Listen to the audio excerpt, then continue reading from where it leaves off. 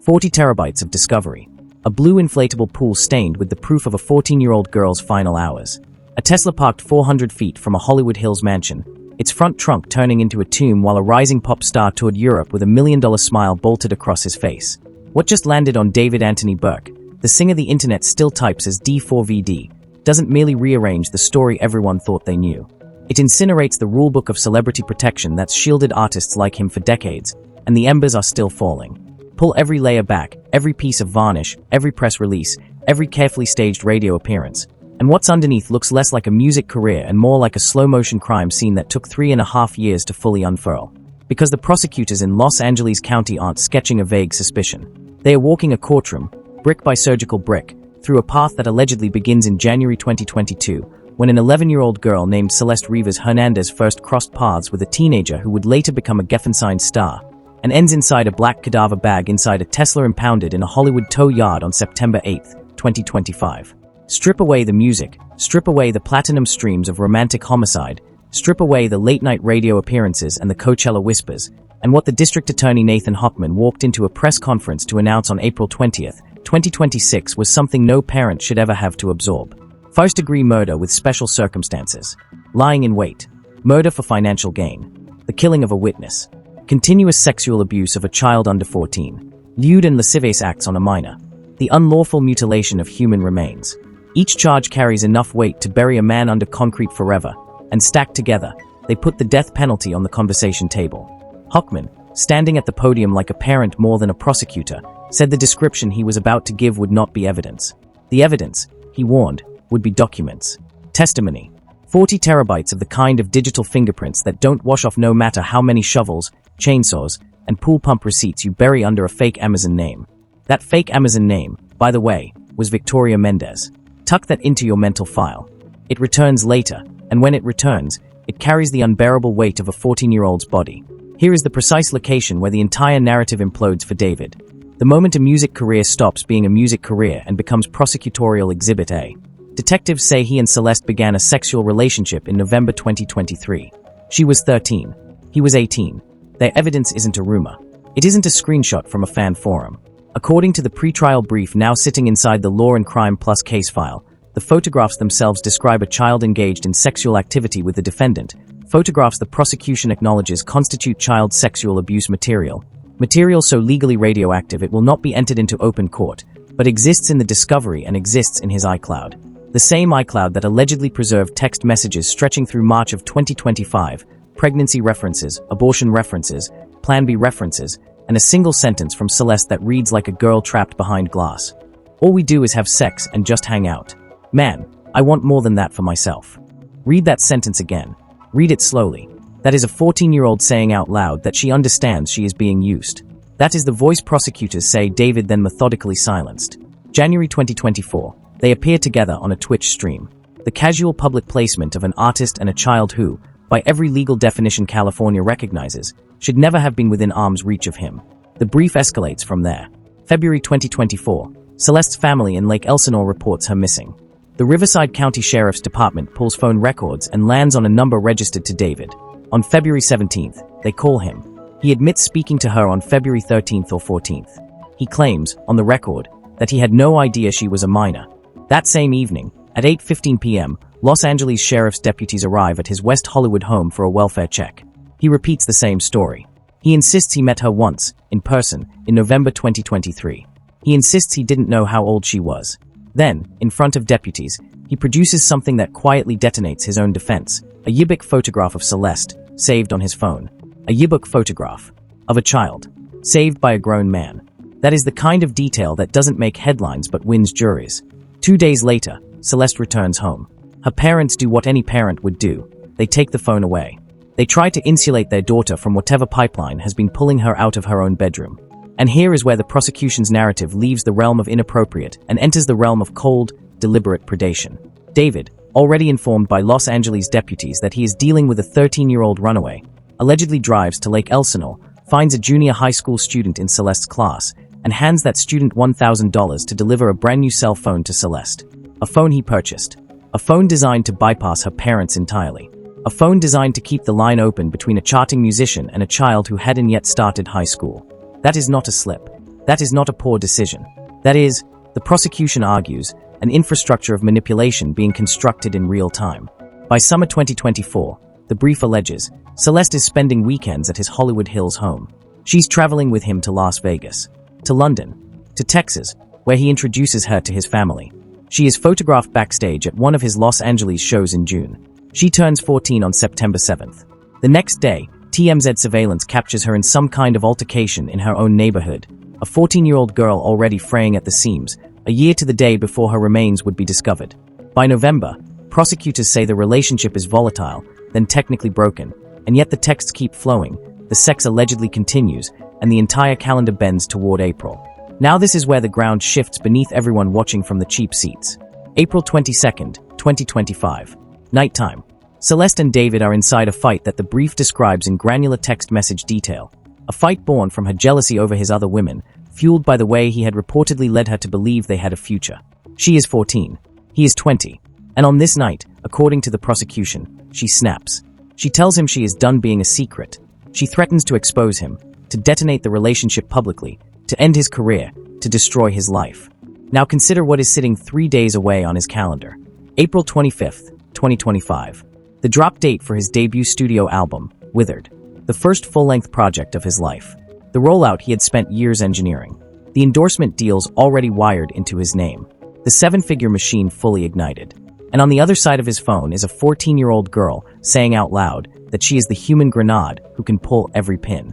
That, prosecutors will argue, is motive carved into stone. April 23rd, 2025, the day of the killing. The brief describes it with the dispassionate calm of accountants closing a ledger.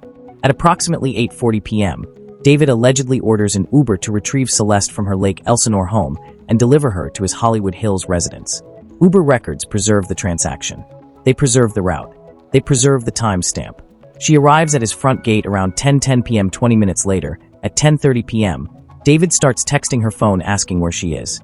Texts the people of California contend were not messages of confusion, but the opening movements of a cover story being recorded in real time. Because by that moment, prosecutors say, she was already dead inside his home. The autopsy, when it finally surfaces months later, will describe penetrating wounds to her torso. The wound to her upper abdomen pierces her liver. The wound to her left chest penetrates an intercostal space, breaking the cortical surfaces of the adjacent ribs. The medical examiner will not be able to determine, given the catastrophic decomposition, every single mechanism of death. But the conclusion is bolted to the page in legal certainty. Multiple penetrating injuries. Manner of death, homicide. He did not call 911. He did not drive her to an emergency room. He did not flag a neighbor. He did not flag a tour manager. He did not flag a security camera. He did not flag a single soul on planet Earth who could have intervened. Instead, the brief alleges he watched her bleed out, and then he got into his Tesla. By 11:30 p.m. on the night she died, surveillance and digital forensics place him driving north on the 101 freeway, into Santa Barbara County, upstate Route 154 near Lake Cachuma. Along the way, he is still texting her phone. He is still calling her phone. Phone records preserve every keystroke.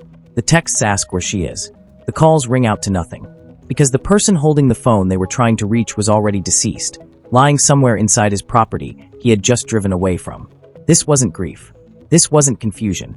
According to the people of California, this was choreography. Every motion calculated, every digital fingerprint planted to manufacture a defense the lawyers could later sell. He returned home in the pre-dawn hours of April 24th. He went to a radio interview that same day. He sent 2 more texts to her phone, both unanswered for the most permanent reason. He ordered a shovel from Home Depot, delivered by Postmates. Private investigator Steve Fisher, who had been embedded in this case from the very beginning, claims a Withered album release party was held in Los Angeles at 8 p.m. that night, with the artist himself possibly flying a red-eye to New York after. On April 25th, the album dropped. On April 26th, he never attempted to contact Celeste again. Not one message. Not one call. Not one social media tag. Nothing. From a man who just days earlier had paid a child $1,000 to maintain a back channel to her, silence. Total. Final. And here is where the procurement chain begins to read like a horror script. May 1st, 2025, 2 chainsaws ordered, Amazon, delivered to his home. May 5th, 2025, a body bag, heavy-duty laundry bags, and a blue inflatable pool, delivered to his home.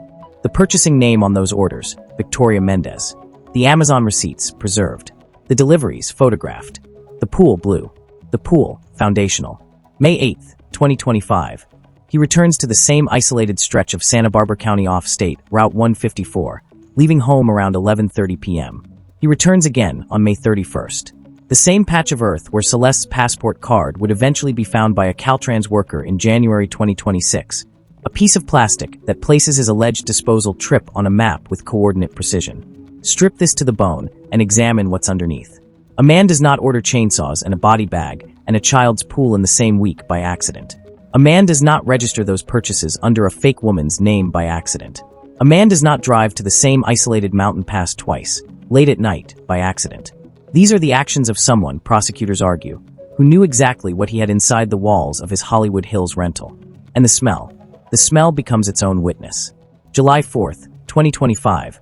A live stream allegedly captures David apologizing to people identified by reporting as Neil Langston and someone called Sakana about the odor in his home. He blames his own bathroom. He says he went to the bathroom 2 hours earlier. 2 hours. As if a bathroom break in the morning could account for the kind of decay that builds when a body has been sitting in summer heat for nearly 3 months. The prosecution alleges he repeatedly lied to friends, to business associates, to anyone who walked into the property and recoiled, who smelled what one detective would later describe as the unmistakable signature of human decomposition. July 7th, 2025, Amazon delivers a burn cage.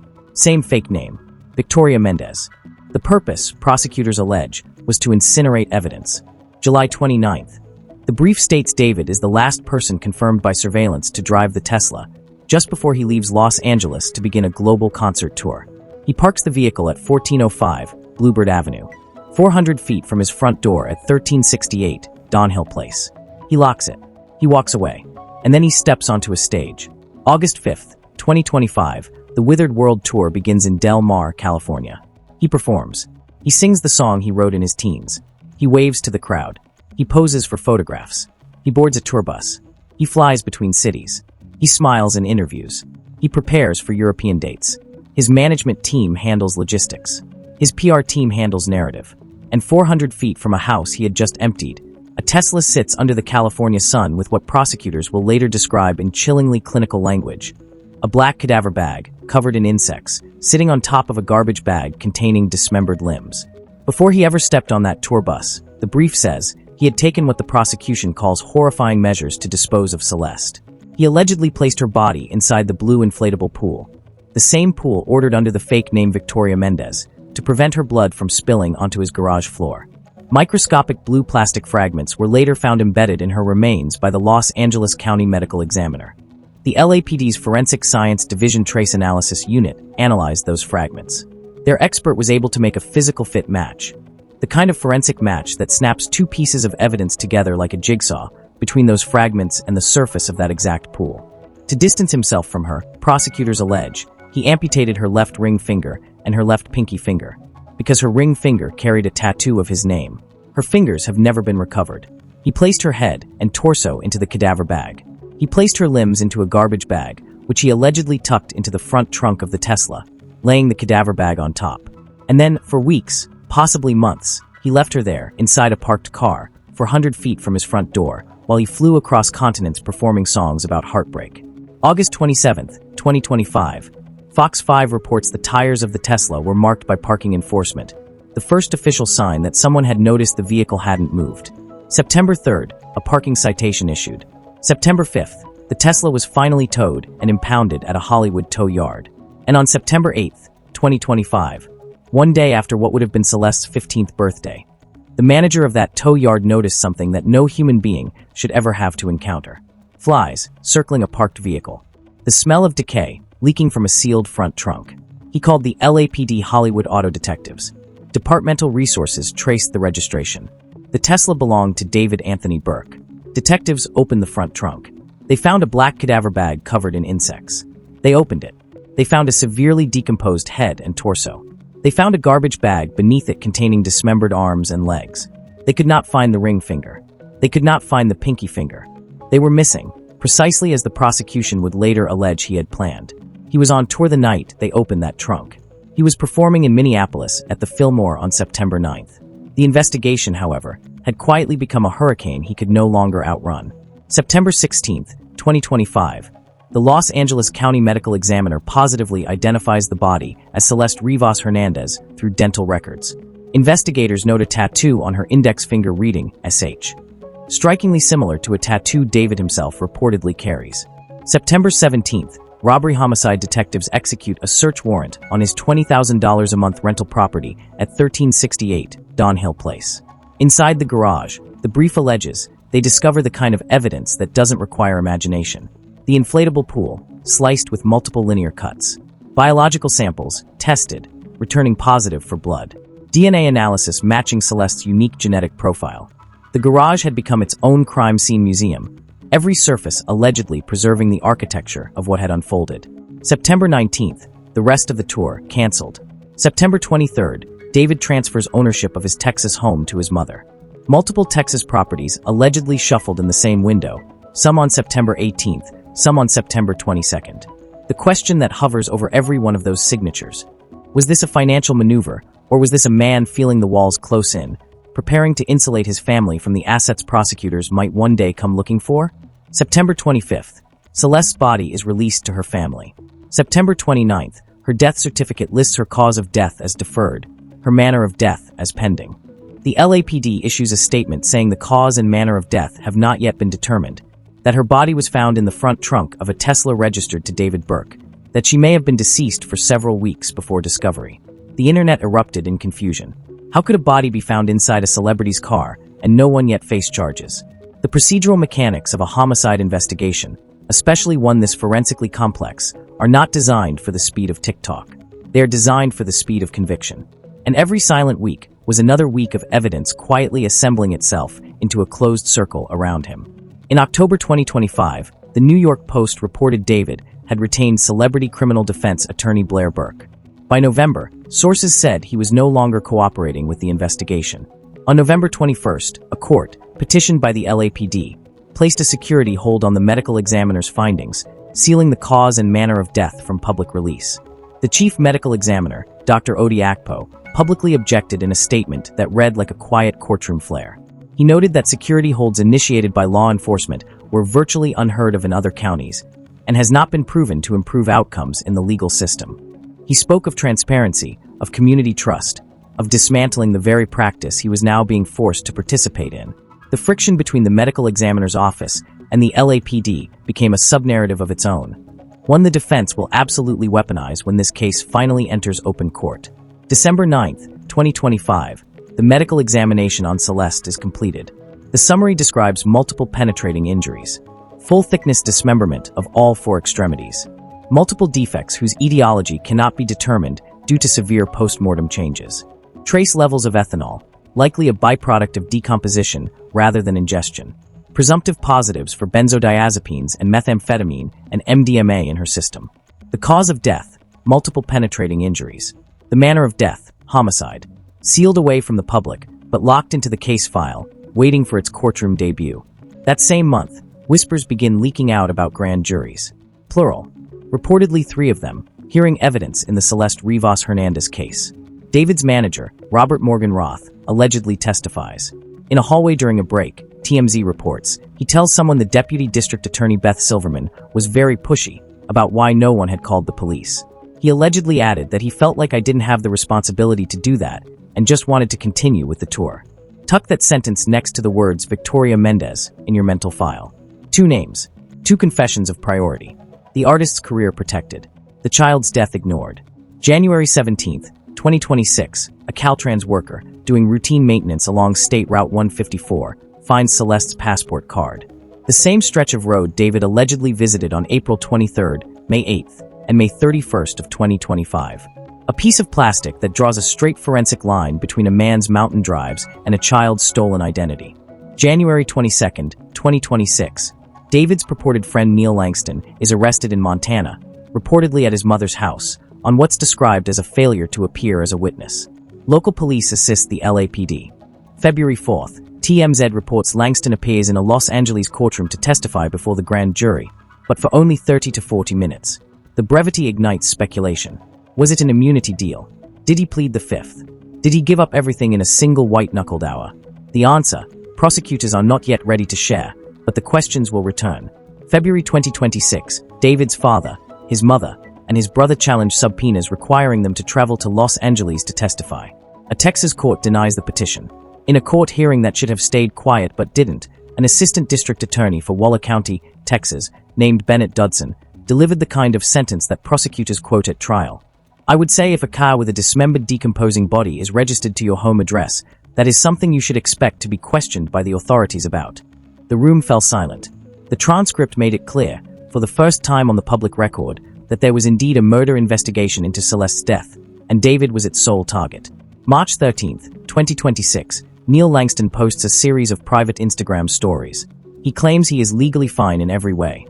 He says he has all my receipts for things. He follows it with a line dripping in resentment about being branded next to David in headlines, and a denial that he was ever formally charged with whatever he had been arrested for. He hints, ominously, that there is more to the story than what's on the news. Whether that is bluff, leverage, or genuine knowledge, no one in the public yet knows.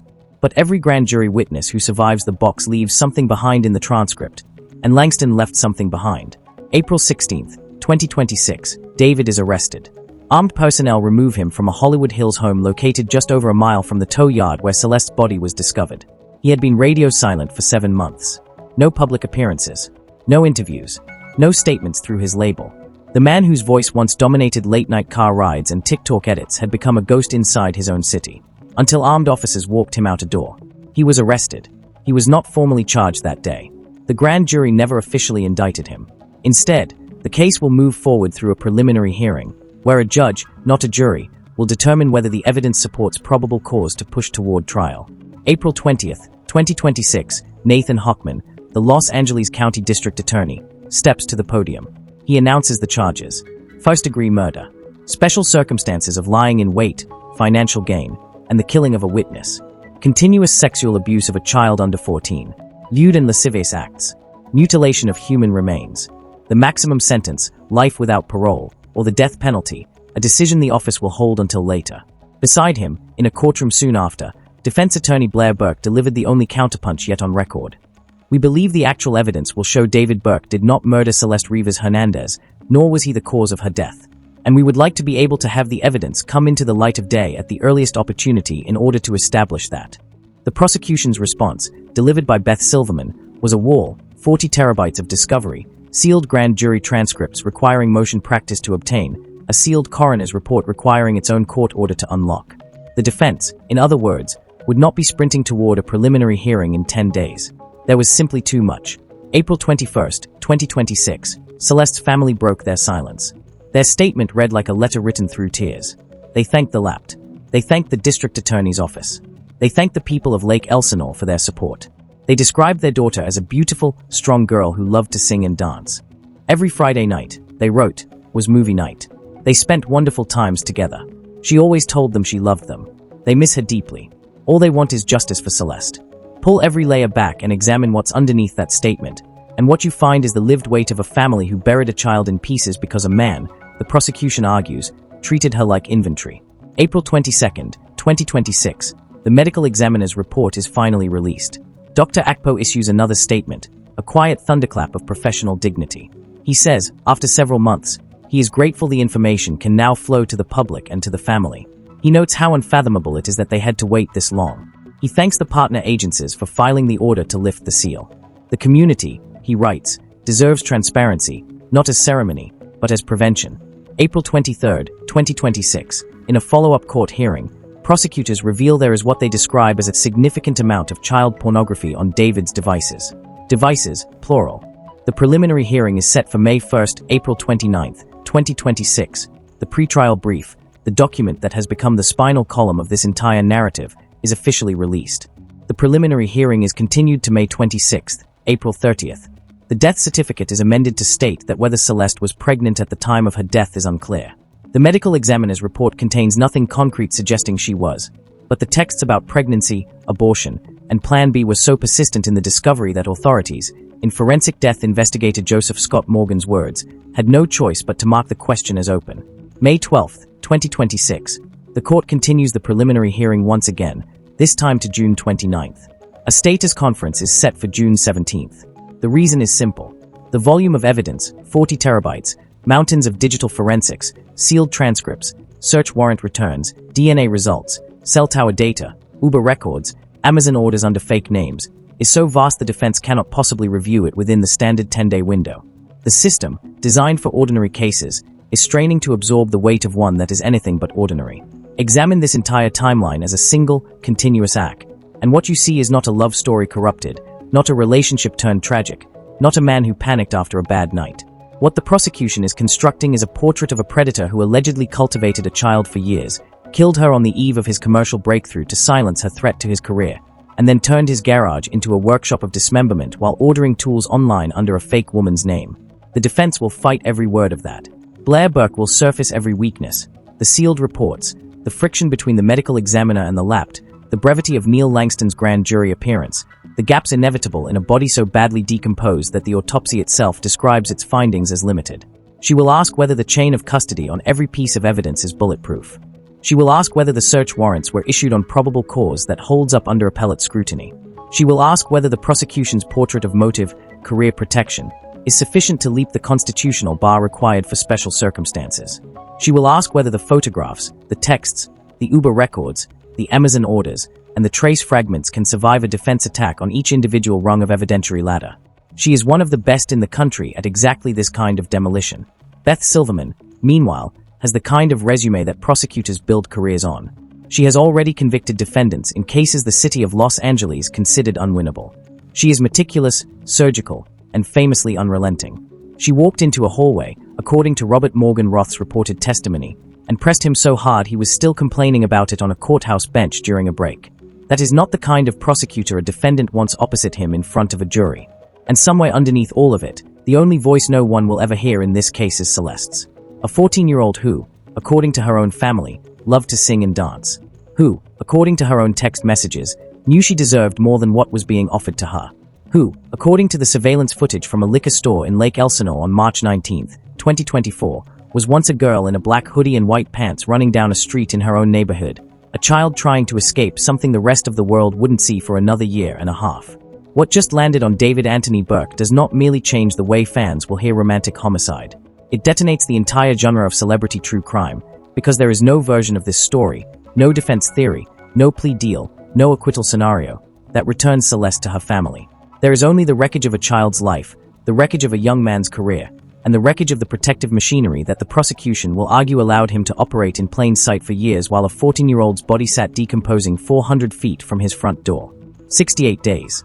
That is the distance, give or take, between the night prosecutors say Celeste was murdered and the morning a tow yard manager smelled what he could not name. 68 days of music. 68 days of touring. 68 days of red carpet smiles and album streams and Spotify revenue and corporate endorsement checks clearing into bank accounts. 68 days during which a 14-year-old's family begged the internet for any sign of her, while the answer to their questions sat in a parking spot on Bluebird Avenue under a registration in the artist's own name.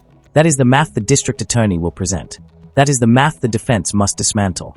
That is the math the jury, when it finally arrives, will be asked to live with for the rest of their lives. And as the calendar moves toward the next preliminary hearing date, as the courtroom prepares to absorb 40 terabytes of digital truth, as Dr. Akpo's medical examiner's office quietly insists on transparency over secrecy, as Nathan Hochman weighs whether to pursue the death penalty, as Blair Berk prepares the most consequential defense of her career, as Beth Silverman sharpens every word of every motion, somewhere in Lake Elsinore, a family is still waiting for a verdict on the door to they. Buried in pieces. That is the wreckage at the center of this case.